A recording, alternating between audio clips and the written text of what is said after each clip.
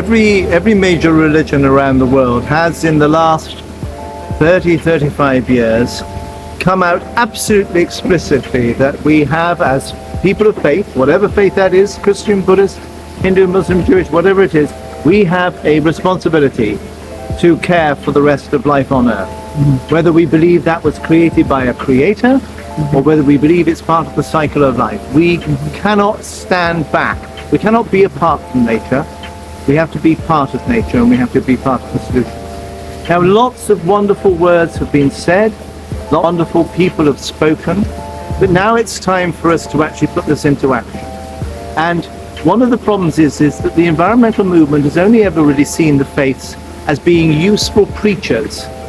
Well, most people don't pay any attention to preachers, whether they're environmentalists, governments, or religious. What we are as faiths are major stakeholders in the planet.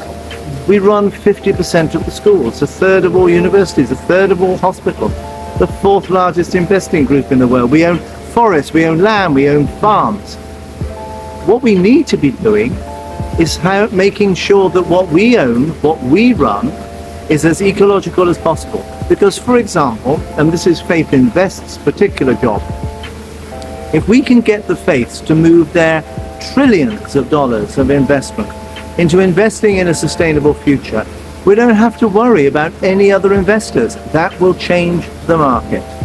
So this Faith Invest exists to say to the faiths, you've got lovely words, you've got lovely ideas, you've got lovely beliefs, show us the lovely actions. And those actions must be practical.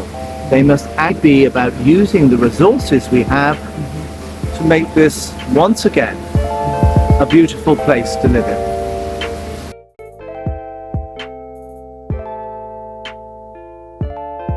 One of the biggest challenges that we face, as we all know, is climate change. And climate change cannot be solved by just preaching and telling people to turn their lights off.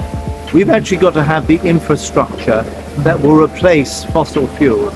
We have to have the infrastructure that creates different kinds of jobs. We need to have the infrastructure that means you don't need to drive your car, because actually public transport will take you pretty much anywhere you want to go. How do you do that? Well, you can't just do that with Sunday collections or Greenpeace or WWF giving a small grant to somewhere. That requires infrastructure development. And the faiths, hopefully in partnership with bodies like the World Bank and World Economic Forum, are looking at creating a massive fund for infrastructure development, which means we don't have to use our private cars and petrol. We can use energy because it is sustainably produced. We can eat food that is sustainably produced and is not destroying the planet and creating the conditions of climate change. Climate change is not about just switching lights off. Climate change is about actually changing the very way in which we use and develop resources. And at the moment, we just use, we don't develop. Faith Invest is part of the movement to say, let us develop the alternatives. So when we tell people to stop doing something, there is something else they can do. That's the heart of it. And that's the answer to climate change. It's got to be that there are viable, safe, sustainable alternatives. To get those, that requires investment, it requires research, it requires development. And Indonesia is a very fascinating example because you've already got, at a modest level, Sukuk, which has done this.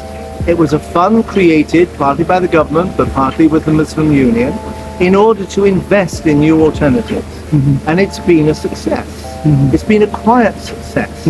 I think because you never know, you want to be sure that something works before you tell people about it. But the whole notion of waqf is fundamental. In a sense, what we're talking about is every major religion developing a notion of waqf.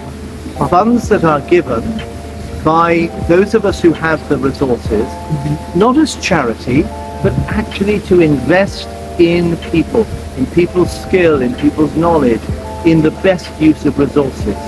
So Indonesia gives us a model. It gives us a model of what happens when a country is dependent on one product, oil, and that creates so much destruction. But it also gives us a model of a country where the religion and the government have worked side by side to produce viable, transformative alternatives. Thank you very much. Mr. Martin Palmer, founder of Faith in Pest. Thank you Thank very you very much much. indeed, my dear friend Thank you. Fakrudin.